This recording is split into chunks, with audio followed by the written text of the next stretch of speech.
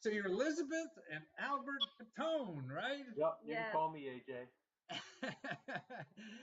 And I mean, I was mentioning earlier, man. I just think you guys are heroes. I mean, you just got hit with the biggest disaster of your life, I assume, and you don't even know what the hell's going to come out of all this yet, and you're taking charge of this, and you're in debt. You're going to lose your house. It sounds like you haven't worked in a long time, and you don't even know if you find a cure to this cancer you have, right?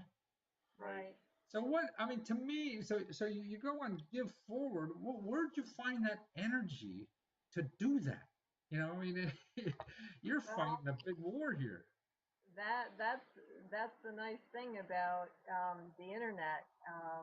When all this hit, um, it I mean for me anyway, I felt like I it took the wind out of me. I didn't feel like I had the energy to do anything. But when you when you go online, it really, that's one thing that's fairly easy, and you can search for fundraisers. And Mhm. when you're given no choice, when you have something like this happen to you, and you're just, you're desperate. I mean, it's not a pretty situation. It And becomes your full-time job. And on yeah, one of my doctors on his Facebook page, it says the picture of a lion, and it says, "You don't know how strong you are until you have no choice." Yeah. And I just was fascinated by that, and I think that's in a nutshell what happens. Hmm.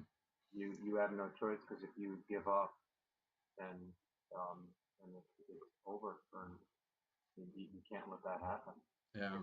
fight to the end. But there must be phases you go through. I mean, if I were you, I'd be pissed. I'd be so angry and all this stuff. I mean, do you finally get through that to find that resilience so you can keep going, or what? it goes.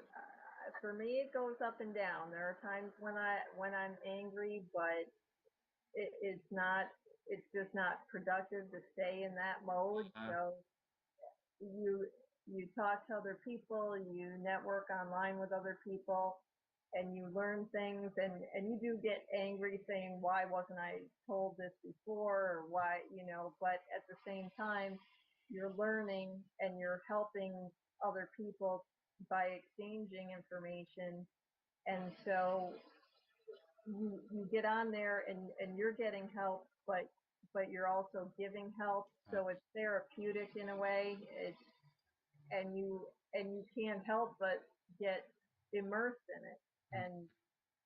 And you just, it's a never ending And process, really. it's like just like the days of the week, and you've just got to fight it. And there's some days where I don't want to say I want to give up, but it just overwhelms me. And then a day or so later, I pick myself up by the bootstraps again, and I start fighting again. So you go through cycles just like uh. everybody in their daily lives. So how long you been doing this now, Albert? 2 years. 2 years? Yeah. Wow. So how do you live day by day? I mean, income, you're on disability, and that's it. Yeah. Yeah. Wow. And I assume that our healthcare system, no matter what coverage you have, isn't paying for everything, right? No, and I No. had very, very good health insurance Wow. too. I had better than most. And Right.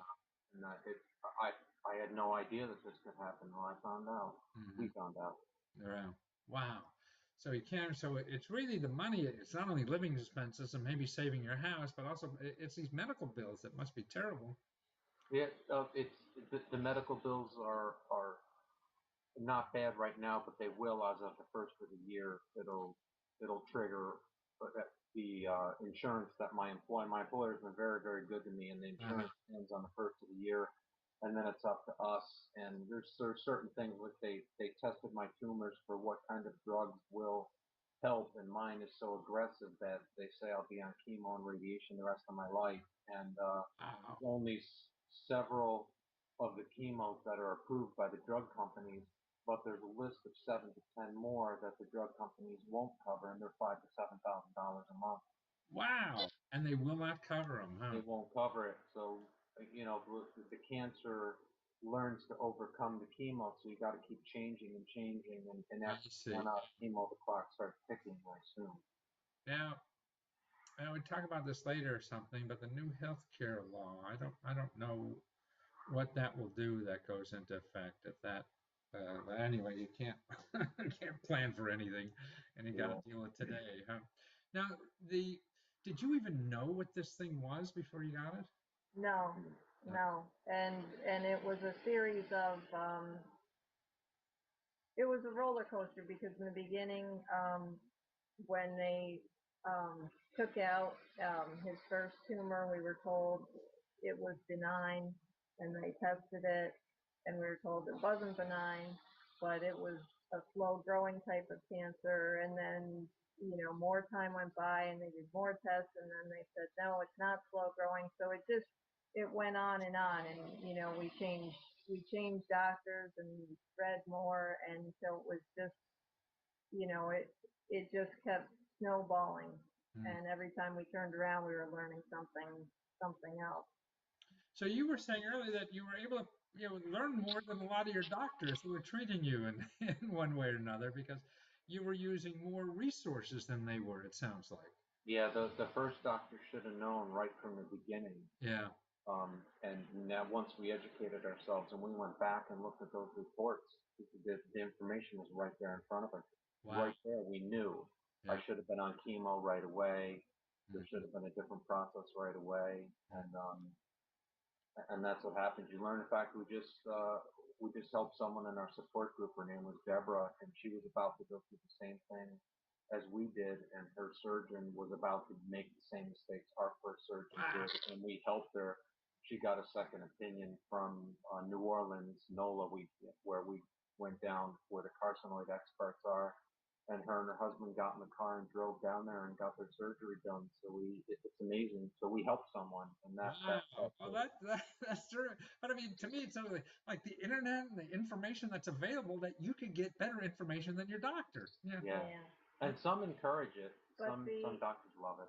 and the fundraising is so important, and it's so important to be online and inform people, because when people don't know and they hear that, you have a serious illness, if they think, oh, well, you have health insurance, or there's Right. two of you, one of you can work. Well, he was so sick from the treatments last year that I couldn't work. Yeah. Right. And they don't realize everything else, the expense and everything else that comes with it.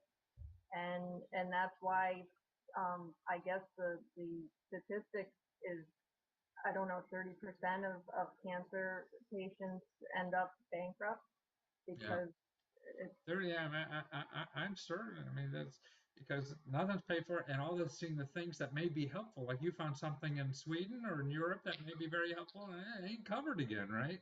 right. And that's a big Right. ticket, like 20 grand or something to get 70. treatment. Yeah. And, 70,000, and we were the last country in the world, I read, to get the type of scan that they use to detect my cancer, called an Octria scan. We were the last country in the world wow. to get the scan approved by the FDA, and now there's a new scan out that's been out for almost 10 years, and they say it's still 2 to 5 more years before it'll be approved in the U.S., so Wow. we have to pay for that. And we brag about the best healthcare in the world. Yeah. Yeah, That's you know, just we the found truth. out we don't rank that high.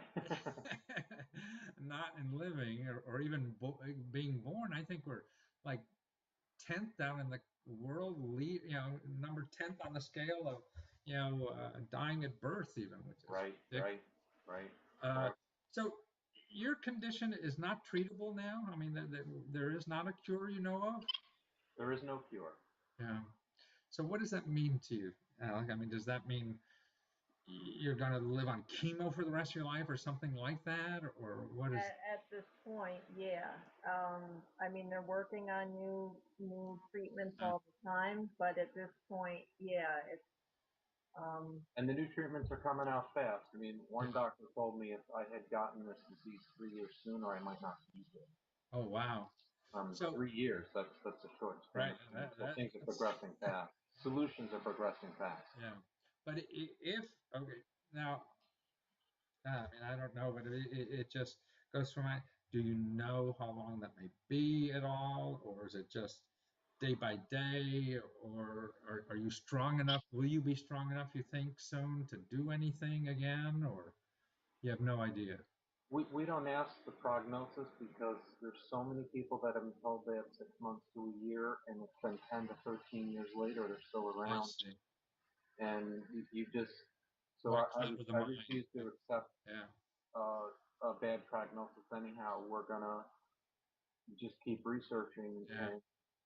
and do everything we can to find another solution, and they keep coming up. We think we found everything, and then we find something new on the internet with It's a neat possibilities. world, huh, isn't it? Yeah, All this stuff, you don't even know what's under those rocks until you find it. That's why I love doing my research. My work. See, that's why where the question marks is.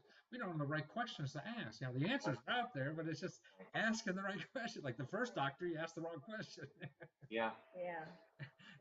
And so the more knowledge you get, able to answer questions. I'm reading a book now, and I should send you a copy, called Resilience, and it's about going through like what you're doing and a bunch of MDs that are talking about it, but it's just Really. everything, and it's we don't train anybody to how to handle being resilient.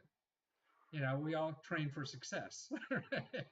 The only people apparently that are trained for this are in the special forces, you know, like being a POW or something. So they train for real bad stuff to happen. See, Oh wow. and the rest of in our life we never get any training for that. So Yeah. this book is great. So I mean, like the kinds of things you're doing, like when you just said there about you don't even listen about prognosis. See, that's the kind of thing that they're talking about, the special forces and things like this, you know, and how to treat your brain, and sort of like another thing, a very close thing is realistic optimism.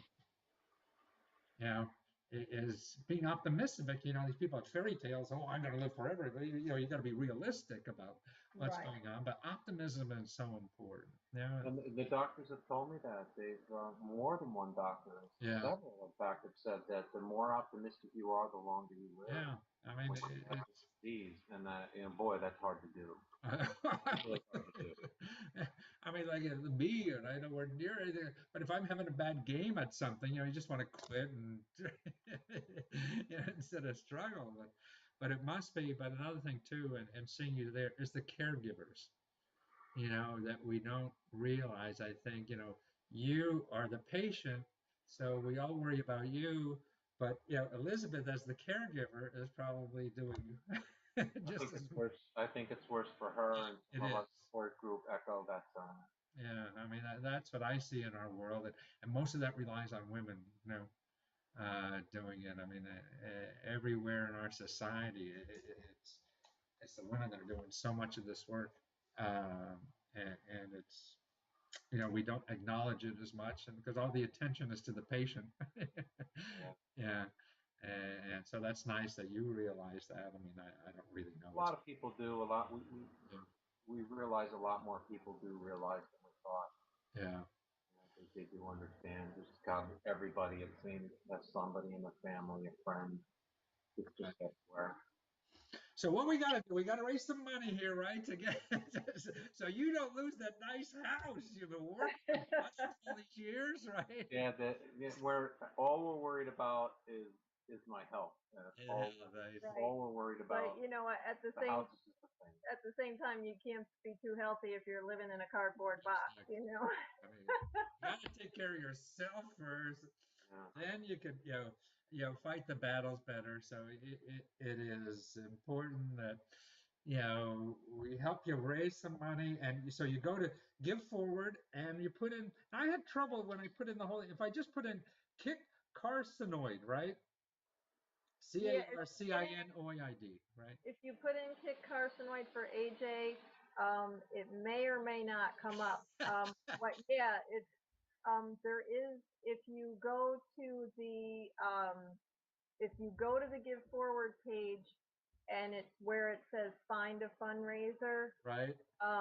If you type in my name, if you type in Elizabeth Catone, Okay, it'll that put should there. bring it up. Okay, that'll be easier then, because I tried the other thing again, and oh, it took me 4 or 5 times. So if people Yeah, want to give you money, I don't want to have them struggle, you know. right. And then there is, once you get to that page, there is, where it says, I think it says public link for sharing, and you can copy and paste it. I see. Okay. It's on the right side, I think. There is another way. I steer a lot of people towards the leader of our support group has a website called phillynets.org. And Philly. there's Yeah, Philly, PH, because she's PH, based in Philadelphia. Philadelphia. Okay. Philly. Yep, nets.org, nets.org. Okay. And there's a click on there that says help AJ fly, and that brings you right to the Kit Carson links as well. And then they don't have to remember; they just have to remember. Okay. Right. Okay. Oh, that's it. So it's really, I mean, all this treatment, the healthcare you have isn't paying for everything. You're still searching for a treatment. There's no cure yet. If you don't come up with some money, you may lose your house soon. You've been out of work for 2 years, right? Yeah, since the day I Wow. was diagnosed. Wow. Ah, well, I don't know how you stay this strong to keep doing all this and to be doing this website and the fundraising and everything. And boy, finding a cure is your most important thing. It's too bad you have to worry about money and all this other stuff. But my hat's off to you, just being a hero and showing other people how this can be done, Yeah. and how you can do this when something so bad happens to you out of nowhere like this. Um, so my hat's off to you. I'm gonna get capes and give you guys superhero capes. So you'd be a superhero. Well, it's so nice to meet you, and thanks for sharing your heart with me. And because that makes my day more than ever. A lot of people like to ignore these kinds of situations or everything, but boy, that's real life to me. And the rest is sort of numbing in a way after a while.